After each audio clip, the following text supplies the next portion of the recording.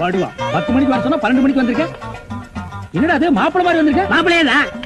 மாடசாமி, பாத்ரூம்ல பெரிய தொட்டியா கட்டு.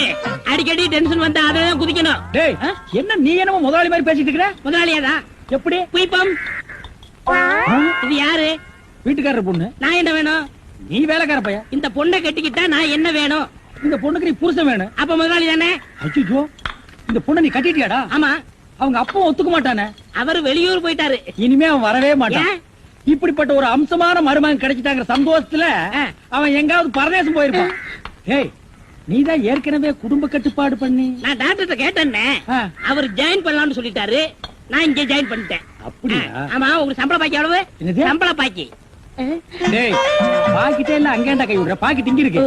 அது வெறும் பாக்கிட்டா? வீட்டுல வச்சுட்டு வந்துட்டேன். டேய், உயிரே போனாலும் சரி உன்கிட்ட நான் கை நீட்டி பணம் வாங்கிட்டு போவனடா.